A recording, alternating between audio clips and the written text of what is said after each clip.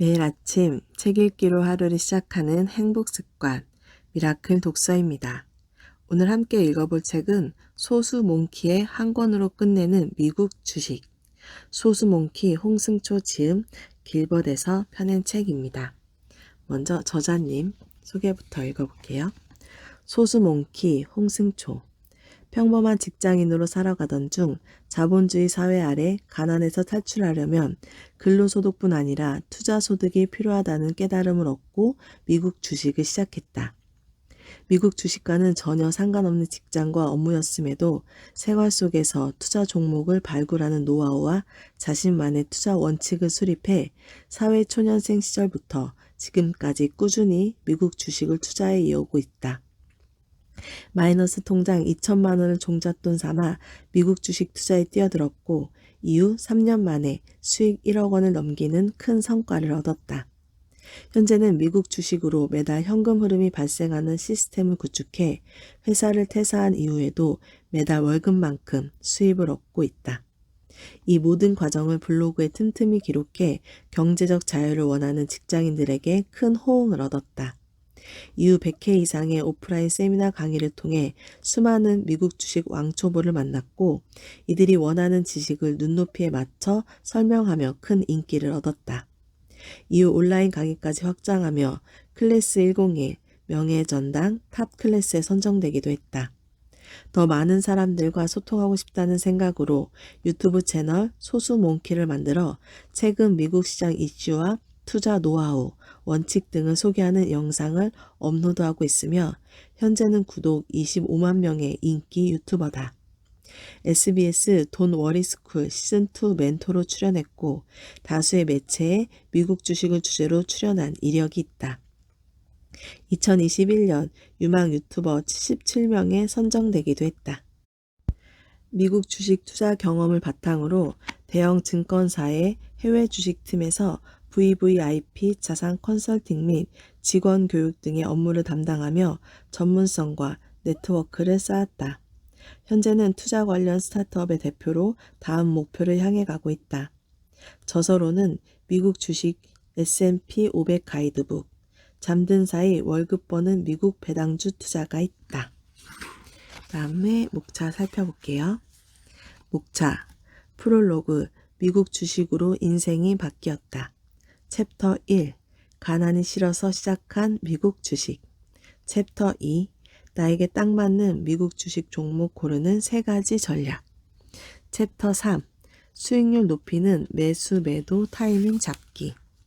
챕터 4, 소음의 홍수 속에서 진짜 신호를 잡는 법. 챕터 5, 미국 주식 ETF 상황별 실전 매매 전략. 목차는 이렇게 나와 있고요. 앞에 글을 쓰며부터 읽어보도록 하겠습니다. 미국 주식으로 인생이 바뀌었다. 벼락거지를 면하게 해준 미국 주식. 요즘 대한민국에서 벼락거지라는 말이 유행이다. 열심히 살았는데, 열심히 직장에 다녔는데 그저 투자를 하지 않았다는 이유만으로 순식간에 투자를 한 사람들보다 가난해져 버린 것이다. 나는 이런 초양극화 현상이 앞으로 더욱 심해질 거라고 생각한다. 나는 이 사실을 조금이나마 빨리 깨달은 덕분에 남들보다 더 일찍 미국 주식을 공부하여 투자할 수 있었고 끔찍했던 가난에서도 탈출할 수 있었다. 다시 과거로 돌아가더라도 똑같이 미국 주식에 투자할 것이기에 자신 있게 이 책을 썼다. 혹시 아직도 투자를 망설이는 독자들이 있다면 이렇게 말해주고 싶다. 지금도 전혀 늦지 않았으니 당장 시작해야 한다고 말이다. 다만 시행착오를 줄여야 한다. 인생에는 게임처럼 다시 시작하기 버튼이 없기 때문이다. 아무도 내 돈을 지켜주지 않는다. 그럼 어떻게 시행착오를 줄여야 할까? 무엇보다도 절대 그 누구도 내 돈을 지켜주지 않는다는 사실을 빨리 인정하고 움직여야 한다. 사람이 100명이면 투자법도 100가지기에 자신에게 맞는 투자법을 찾는 것이 가장 중요하다. 나 역시 다양한 사람들을 찾아 그들의 투자 노하우를 빠르게 흡수했다. 수많은 시행착오 끝에 나만의 기준과 원칙을 세울 수 있었고 그 후부터는 심리 측면에서도 흔들리지 않는 투자, 성과 측면에서도 더 높은 수익률과 낮은 손실로 잃지 않는 투자를 지속할 수 있었다. 소음을 제거하는 법을 아는 것이 더 중요한 지금. 그런데 막상 투자를 제대로 하려고 하면 막막한 것이 사실이다. 불필요한 정보, 즉 소음이 지나치게 많은 세상이기 때문이다. 미디어에서는 마치 모든 것을 다 알아야만 돈을 벌 수 있을 것처럼 겁을 주지만 정말로 그 많은 뉴스와 정보를 다 보고 다 알아야만 주식 투자로 돈을 벌 수 있을까? 사실 주식 투자를 하며 수익을 내고 손실을 줄이기 위해 정말로 알아야 할 것들은 그리 많지 않다. 오히려 핵심 외에는 전부 수익에 악영향을 끼치는 요소들이라고 봐야 한다. 무엇보다 우리에게는 시간이 무한하지 않다. 최소한의 시간을 들여 최대한의 성과를 내야 한다. 그러기 위해서는 더더욱 핵심만 챙겨서 보는 가성비 투자가 중요하다. 이 책에는 어려운 용어나 생소한 개념이 거의 없다. 즉 어렵고 생소한 방식이 아니어도 충분히 누구나 할 수 있다는 말이다.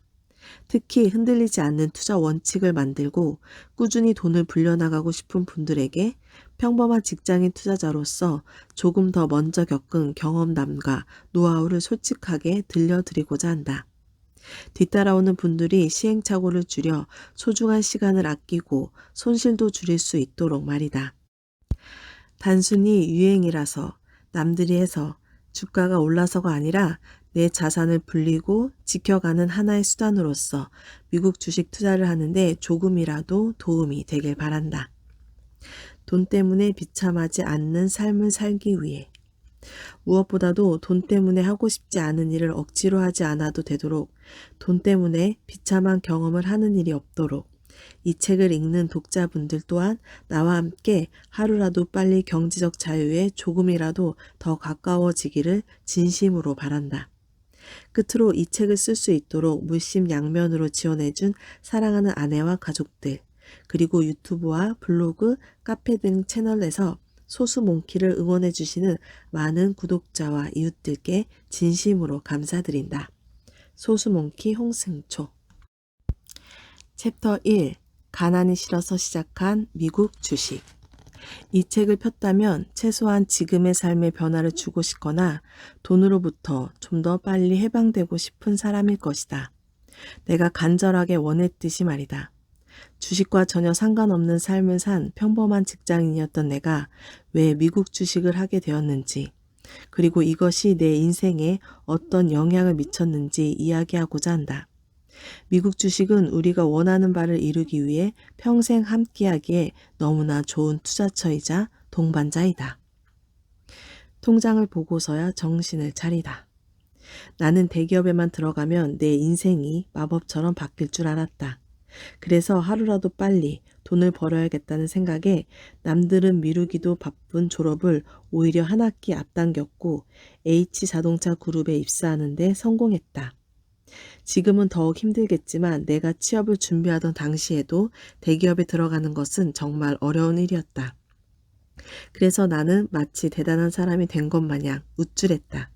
하지만 그런 마음은 입사 첫날 연수원에 들어가자마자 산산조각 나버렸다.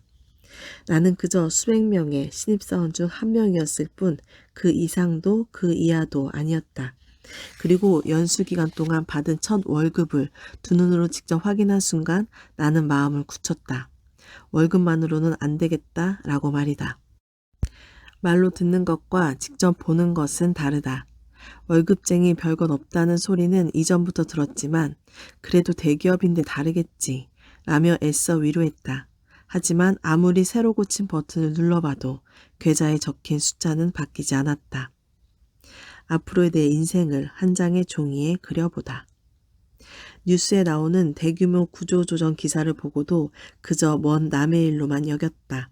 하지만 어제까지 멀쩡하게 함께 근무하던 상사가 하루아침에 짐을 빼는 것을 보자 이게 남의 일이 아니라 내게도 언제든 닥칠 수 있는 일임을 깨닫게 되었다. 애초에 정년 보장을 바라고 회사에 들어온 것은 아니었지만 막상 중고등학생 자녀들을 둔 직장 상사가 회사에서 쫓겨나는 것을 두 눈으로 똑똑히 보고도 어떻게든 되겠지라는 식으로 무책임하게 살아갈 수는 없었다. 나는 바로 연필을 들고 종이에 인생 그래프를 그려봤다. 친한 선배들에게 물어 각 직급별 연봉을 파악했고 내가 이 회사를 10년 다닐 때와 20년 다닐 때를 가정해서 얼마나 모을 수 있을지 계산했다. 물가 상승률과 연봉 상승률을 고려해 최고의 시나리오와 최악의 시나리오를 모두 뽑아봤다. 아무리 긍정적인 상황을 떠올리며 그래프를 더 높이, 더 가파르게 올려서 그려봐도 내가 원하는 답은 나오지 않았다. 내가 그래프까지 그려가며 원하던 답은 무엇이었을까? 사실 나는 정말 잘 살고 싶었다. 더 솔직히 말해 돈을 정말 많이 벌고 싶었고 돈 걱정하지 않는 삶을 꿈꿨다. 가난을 온몸으로 느껴봤기 때문에 가난이 너무나 싫고 지긋지긋했다. 낙디 낡은 반지하 빌라에서 지나가는 사람들의 발목을 바라보며 살 때, 천장에서 바퀴벌레가 얼굴에 떨어져 잠에서 깰 때, 친구들과 노는 것조차 부담스러워 거짓말하고 아르바이트 하러 갈 때마다 이 지독한 가난에서 벗어나기만을 열렬히 바랬다. 그래서 누구보다 더 절실히 돈을 잘 벌고 싶었다. 그리고 열심히 노력해서 좋은 회사에 취직했으니 이제는 부모님처럼 몇 년마다 오르는 전세 보증금을 걱정하지 않는 삶을 살 수 있을 거라고 막연히 기대했다. 그러나 이런 기대와 달리 하늘에서 갑자기 돈이 뚝 떨어지지 않는 이상 월급을 한 푼도 쓰지 않고 모아도 남들보다 잘 살기는커녕 남들만큼 평범하게 살기도 벅차다는 사실을 깨달았다. 나는 선택을 해야 했다. 이대로 만족하며 살거나 당장 움직이거나. 아끼는 것은 답이 아니다. 처음엔 자산을 모으고 지키기 위해 수비에 집중했다. 당시에는 매달 들어오는 월급이 수입의 전부였는데 지출 용도별로 통장을 쪼개고 이자가 0.01%라도 더 높은 예금 적금으로 옮기고 조금이라도 혜택이 더 좋은 신용 체크카드를 알아보는데 시간을 썼다. 그렇게 열심히 아끼며 저축했지만 만기가 도래했다는 문자를 받고 적금을 해지한 나는 충격을 받았다. 당시에도 적금 이자율은 매우 낮았는데 세금을 떼고 실제로 입금된 돈을 직접 눈으로 확인하니 정말 이대로는 안 되겠다라는 생각이 들었다. 돈은 빵처럼 불리는 것이지 모아가는 것이 아니라는 사실을 깨달은 순간이었다. 그날 이후로 은행에 돈을 맡기는 것은 멀쩡하게 일할 수 있는 열정 넘치는 청년을 방 안에 가두는 가혹행위와 같다는 것을 깨달았다. 은행은 돈을 빌리는 곳이지 맡기는 곳이 아니라는 사실을 말이다. 지키기에만 급급한 재테크를 그만두기로 결심하고 스스로에 대한 분노를 느끼며 블로그에 썼던 글이 기억난다. 다시는 풍차 돌리기 같은 예금 적금에 시간과 돈을 쏟지 않으리라. 풍차 돌리기는 풍차 돌리기로 차버려야 한다. 목표는 60개월 뒤 퇴사. 모으는 투자에서 불리는 투자를 하기로 마음먹은 순간 그동안의 관점이 완전히 달라지는 기분이 들었다.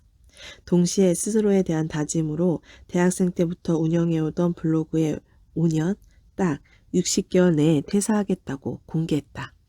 정확하게는 그 시점에 퇴사하더라도 상관은 없을 정도의 현금 흐름이 매달 발생하는 시스템을 만들겠다는 내용이었다. 당시 30대 중반까지는 아직 8년 정도의 시간이 남아 있었기에 충분히 목표 달성이 가능해 보였다. 그러나 계획을 더 타이트하게 잡아 5년 내에 목표를 달성하기로 결심했다. 120% 노력해야 90% 정도 겨우 달성할까 말까인 것을 알고 있었기 때문에 일부러 5년이라는 조금 더 어려운 목표를 잡은 것이었다. 혹여 계획한 기간 내에 목표를 달성하지 못하더라도 남은 3년의 시간 동안 최소한 90% 이상 목표를 달성하겠다고 결심했다. 스스로 배수진을 쳐야 움직이는 성격이라는 것을 잘 아는지라 이 결심이 흐지부지 되지 않도록 블로그를 통해 많은 사람들에게 알렸다. 부끄러워서라도 그 목표를 위해 열심히 움직일 수 있게끔 말이다. 대학생 때도 같은 이유에서 조기 졸업을 신청한 뒤 취업 준비를 했다. 만약 바로 취업이 안 된다면 조기 졸업과 함께 백수가 되는 상황이었다. 이렇게 일부러 스스로를 궁지에 몰아넣고 스트레스를 준 이유는 이렇게 하면 목표를 완전하게 이루지는 못하더라도 비슷하게는 간다는 사실을 경험으로 알고 있었기 때문이다. 5년 안에 월급 정도의 금액이 꾸준히 나오는 시스템을 만들겠노라고 선언하고 그러고 난 뒤부터 눈뜨고 있는 시간에는 그 방법을 찾는데 온 신경을 쏟았다. 뒤의 그림은 내가 60개월 뒤 퇴사를 목표로 잡고 매달 그 과정을 기록할 때 썼던 내용 중 하나다. 딱 36번째 월급. 그러니까 회사 생활 3년을 채우고 중간 점검 차원에서 저 그림을 만든 뒤 매달 스스로를 책찍질하며 목표를 향해 달려나갔다. 부수입을 만들기로 결심하다. 대학 시절부터 학비를 포함한 생활비 일체를 직접 벌어서 충당했던 경험 덕분에 어떻게든 돈을 만들어내는 노하우는 있었다. 다만 이제는 학생이 아닌 직장인으로서 퇴근 후 한정된 시간 내에 할 수 있는 자산 증식 방법을 찾아야 했다. 더군다나 어디까지나 본업은 직장인이었기에 본업에 지장을 주지 않는 선에서 노역 대비 가장 효율이 높은 방법을 찾으려 부단히 노력했다. 당시 유행했던 P2P 대출 상품에 투자해 보기도 하고 주말마다 개인 전자상 거래 사업 강의를 들으러 가기도 했다. 대학생 때부터 자료를 찾아 정리해 프레젠테이션 만드는 것을 좋아해서 이와 관련된 강의로 돈을 버는 것도 고민했다. 각각의 방법마다 분명한 장단점이 존재했지만 이런저런 고민 끝에 나는 투입 대비 가장 높은 성과를 기대할 만한 것은 주식밖에 없다는 결론을 얻었다. 부를 이루는 3가지 방법 중 하나, 주식. 세계적인 투자자 앙드레 코스톨라니는 노력으로 부자가 되는데 3가지 방법이 있다고 했다. 첫째는 부유한 배우자를 만나는 것, 둘째는 사업을 하는 것, 셋째는 투자를 하는 것이다. 현실적으로 매우 확률이 낮은 첫 번째 방법을 제외하면 결국 투자와 사업이 남는다. 이 투자와 사업을 크게 주식 투자, 부동산 투자, 사업소득 3가지로 나눌 수 있는데 보통은 이 3가지 중에 자신에게 좀 더 잘 맞는 분야가 있기 마련이다. 어떤 사람은 사업에 수완이 있고 어떤 사람은 부동산 투자에 밝고 어떤 사람은 나머지 2가지보다 주식 투자에 소질이 있을 수 있다. 물론 셋 다 잘할 수도 있으나 시간은 한정되어 있으므로 보통 한 가지에 집중해 부를 늘리고 분야를 확장해 나가는 것이 일반적인 성공 방정식이다. 나는 내가 좀 더 잘하는 것을 찾기보다 안 맞는 것, 못하는 것을 제거하는 방법을 썼다. 무엇이든 1등에 투자하는 것을 좋아하는 내가 적은 종잣돈으로 강남 같은 핵심 유망 지역에 부동산 투자를 하기란 불가능했다. 또한 대학교 때 창업을 준비하며 여러 명이 협업한다는 것이 얼마나 힘든지 경험했기 때문에 사업에도 감점을 줬다. 반면에 주식은 아주 소액으로도 원하는 어느 분야나 가리지 않고 투자할 수 있고 언제 어디서든 혼자서 의사결정을 내릴 수 있다는 것이 큰 매력이었다. 부동산으로 당장 1등 핵심 지역에 투자하는 것은 어렵지만 주식에서는 가능했고 시간과 장소에 구애받지 않고 노트북 또는 스마트폰만 있으면 자료 검색과 공부, 투자가 가능했기에 나에게는 안성맞춤이었다. 이때 주식을 선택한 덕분에 결과적으로 만족스러운 수익을 낼 수 있었고 금융자산에 대한 이해와 경험을 쌓고 세상 돌아가는 것을 파악하는 눈을 기를 수 있다. 금융지식이 부를 만드는 것뿐 아니라 지키는 데도 얼마나 중요한지 하루라도 더 빨리 이 사실을 깨닫는 것이 얼마나 필수적인지를 주식을 일찍 시작한 덕분에 알 수 있었다. 다시 시간을 되돌려도 주식, 부동산, 사업 셋 중에 주식, 특히 미국 주식을 택한 거라는 내 생각은 몇 년이 지난 지금도 확고하다. 3년 내 1억 프로젝트, 1억의 벽을 뚫게 도와준 미국 주식. 이제 구체적인 목표를 세워야 한다. 단순히 부수입을 만들어야지, 돈 많이 벌어야지와 같은 추상적인 목표가 아니라 이를 악물고 달려야만 하는 절실함을 이끌어낼 구체적인 숫자가 필요했다. 시행착오를 겪는 시간도 아까워 나와 같이 평범한 직장인으로서 부를 읽어낸 인생 선배들의 노하우를 열심히 찾아다녔다. 그 결과 0에서 부를 일군 많은 인생 선배들이 공통적으로 하는 말이 있음을 알아냈다. 일단 시드머니를 확보하라는 것이었다. 특히 1억, 소위 1억의 벽만 넘기면 그 다음부터는 돈이 돈을 벌어오는 경험을 할 수 있다고 했다. 그 당시엔 1억을 모아본 적이 없어서 그 말의 의미가 무엇인지 정확히 이해할 수 없었다. 그러나 빠르게 자산을 불려나간 이들의 공통적으로 하는 말이니 들어서 손해볼 것은 없다는 확신이 들었다. 게다가 1억을 넘어선 순간부터는 다음 구간까지 돈이 불어나는 속도가 훨씬 빨라진다는 달콤한 조언도 나를 유혹했다. 그래, 1억만 이악 물고 만들어보자. 그 다음엔 지금보다는 덜 막막하고 덜 불안하지 않을까? 라는 생각과 함께 목표를 꼭 완수하리라 다짐했다. 목표는 3년 내 1억 만들기였다. 미국 주식으로 3년 내 1억을 만들다. 미국 주식은 내 초기 시드머니, 즉 종잣돈을 만드는 데 큰 도움을 준 1등 공신이다. 초기에 세운 3년 내 1억 만들기라는 목표를 조기에 달성한 데는 전적으로 미국 주식의 역할이 컸다. 만약 주식이 위험하다며 안전하게 예금 적금만을 고집했다면 절대 불가능한 일이었다. 나는 이 과정에서 앞서 말한 대로 돈은 모으는 것이 아니라 빵처럼 불려야 한다는 것을 온몸으로 깨달았다. 다음 그래프는 입사 초기 3년간의 실제 순자산 증가 현황과 예금 적금만 했을 때 자산 증가를 가정해서 비교한 것이다. 학자금 대출 2천만 원은 입사 초기부터 월급에서 계속 갚아나갔고 별도로 마이너스 통장을 활용해 투자한 2천만 원으로 자산을 불려나갔다. 초기에 마이너스 수익률을 내며 예금 적금보다도 못한 수익률을 기록하기도 했지만 결국 리스크를 감수하고 투자를 이어간 덕분에 입사한 지 36개월이 되기 전 목표를 조기에 달성할 수 있었다. 2천만 원의 학자금 대출을 모두 갚고도 순수 자산이 1억이 넘었으며 실제로 주식을 통해 만들어낸 돈은 약 1억 2천만 원에 달했다.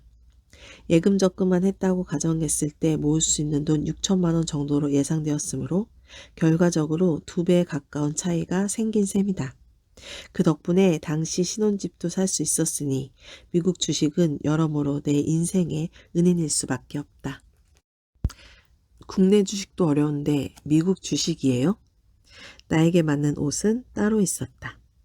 대기업에 합격한 후 합격증만 있어도 은행에서 2천만 원을 2%대 저금리로 대출해준다는 것을 알게 되었다.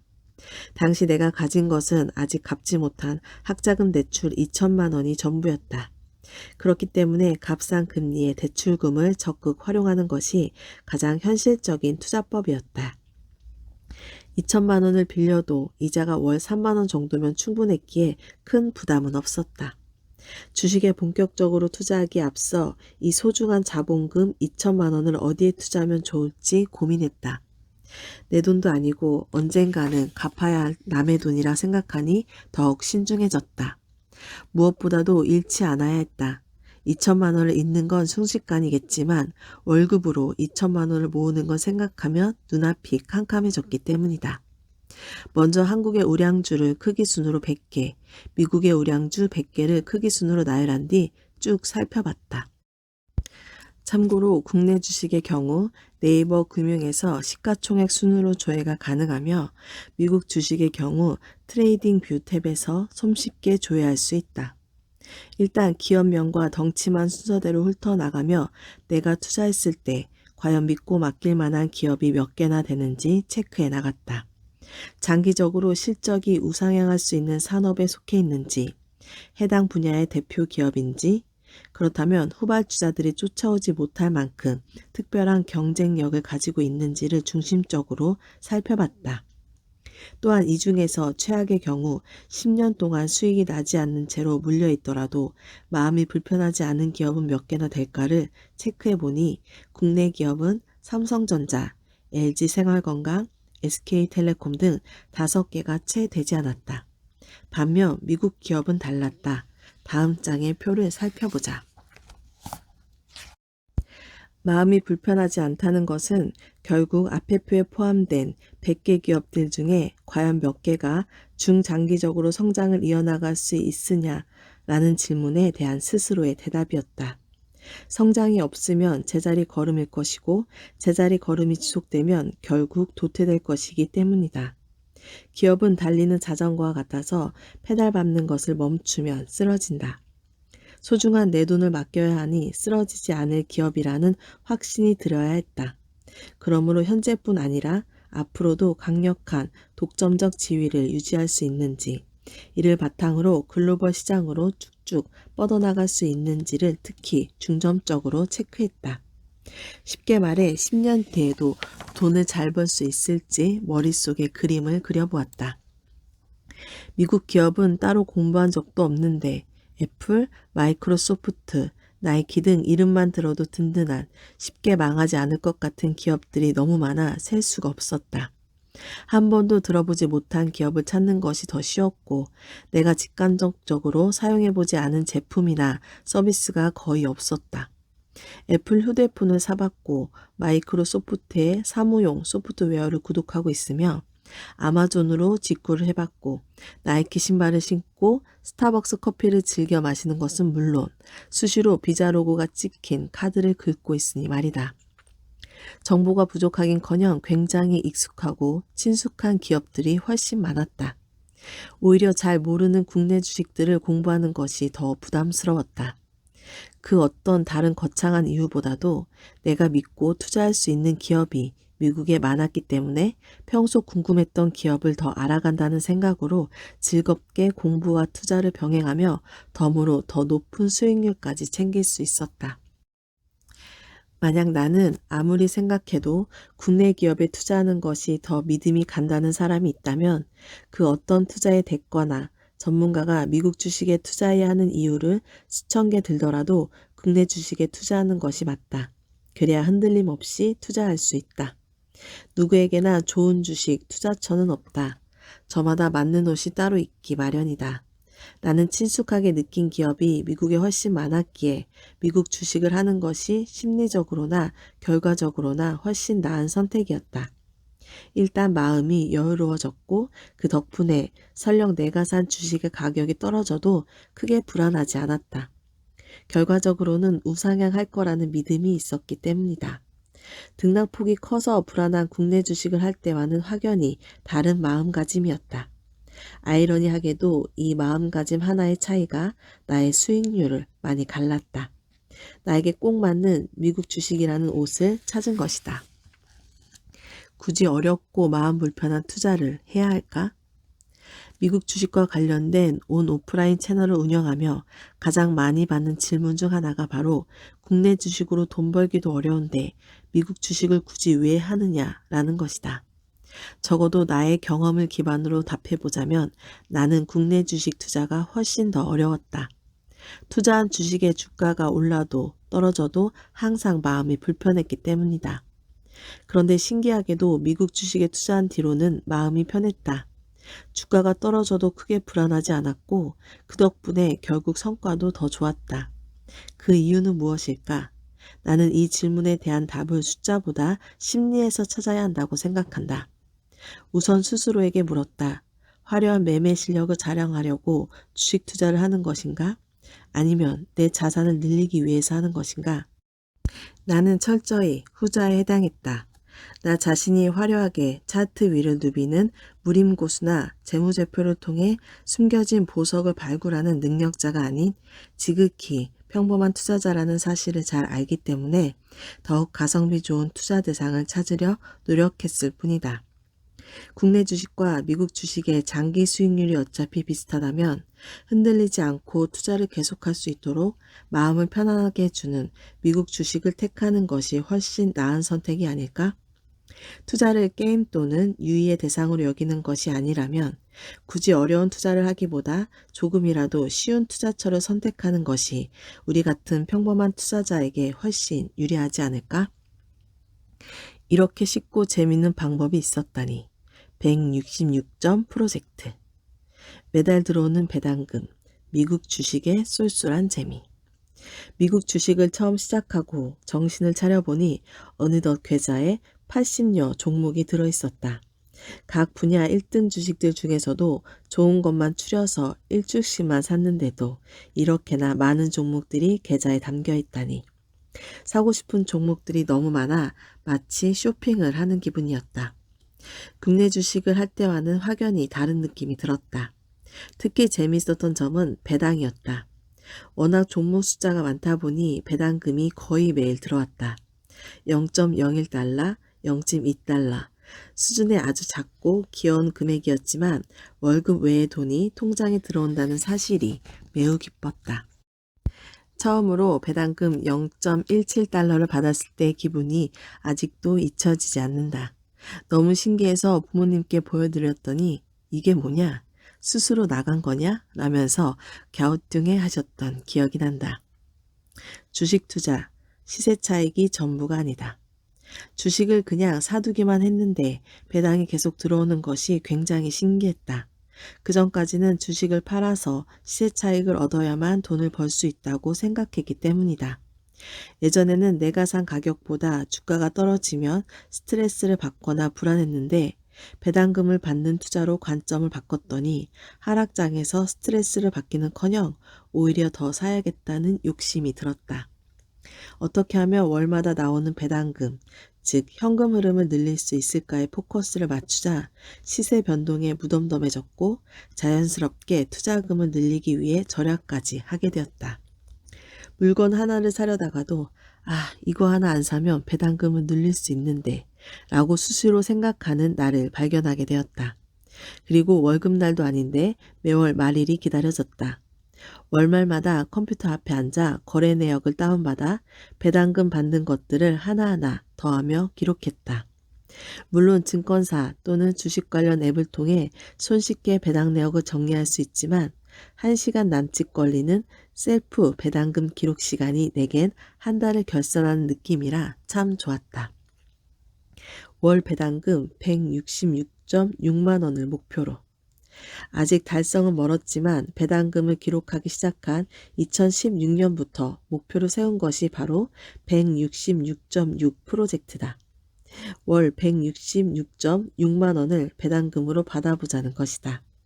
목표를 꼭 달성하자는 결심으로 나의 블로그에 배당 카테고리 맨 첫 글에 이 목표를 올려두었다. 배당금 받는 재미를 알아가면서 나는 수많은 외국인 개인 투자자들의 블로그를 찾아다녔다. 나보다 조금이라도 먼저 투자를 시작한 사람들의 노하우를 알고 싶어서였다. 그리고 몇몇 투자자에게서 목표에 대한 힌트를 얻을 수 있었다.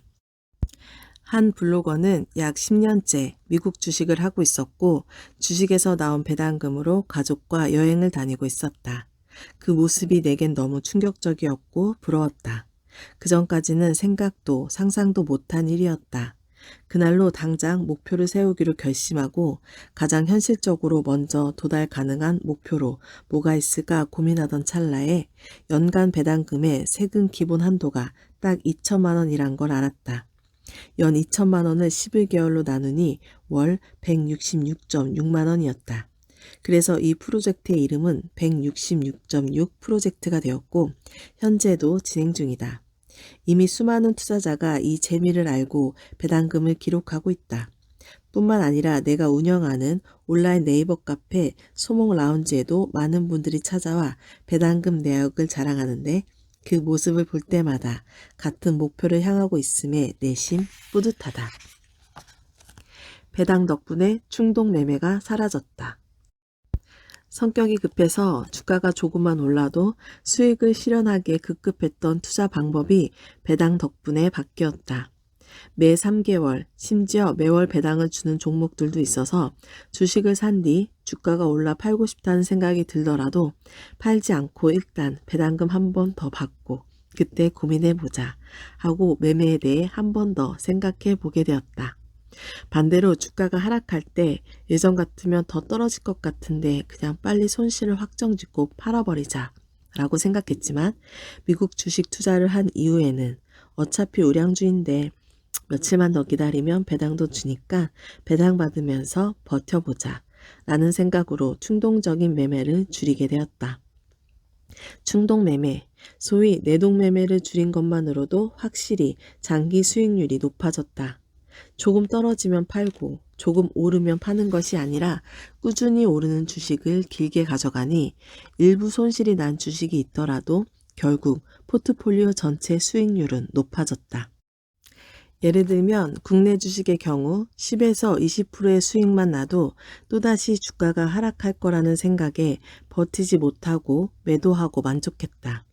계속해서 큰 수익을 낼 수 있는 기회를 스스로 제한한 것이다.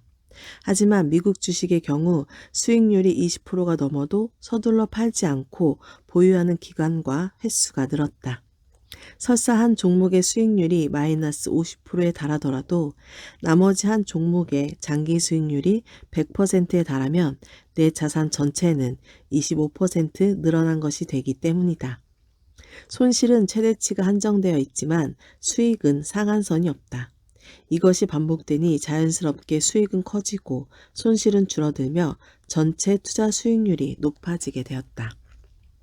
배당금이 계속해서 나오는 것도 매도 버튼을 누르지 않게 되는 큰 이유 중 하나가 되었다. 실제로 내가 미국 주식을 시작한 2016년도는 수익률 측면에서도 이 매도 버튼 누르지 않기 전략이 큰 도움을 준 한 해였다. 다음 차트는 미국의 대표적인 배당주인 AT&T, JP모건, 존슨앤드존슨과 S&P 500 지수의 2016년 한 해 주가 흐름을 나타낸 것이다. 배당받는 재미에 당시 통신 분야 1위 AT&T, 금융 분야 1위 JP모건, 제약 분야 1위 존스앤드존슨과 같은 업종 1등 우량 배당주를 사모았는데 시장보다 훨씬 나은 수익률을 확보할 수 있었다. 뿐만 아니라 개인적인 1년 투자 목표치를 상회하기도 했으니 정말 운 좋게도 배당과 시세차익 2마리 토끼를 다 잡게 된 것이다. 물론 후에 경험이 더 쌓이고 나서야 이것이 일종의 초심자의 행운이었음을 알게 되었다. 내가 미국 배당 투자의 매력을 느끼며 투자금을 늘렸던 2016년은 특히 경기 회복과 함께 고배당 우량주들의 성과가 좋았던 시기였다. 개인적으로 참 좋아하는 주식 중에 엔비디아라는 반도체 대표 기업이 있다.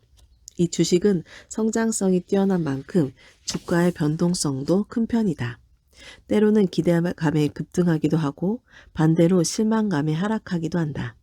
이런 변동성을 견디며 이 주식을 계속 보유할 수 있었던 이유 중 하나는 이자율로 치면 연 1%도 채 안 되는 수준에 불과하더라도 배당금을 3개월마다 또박또박 받을 수 있기 때문이었다.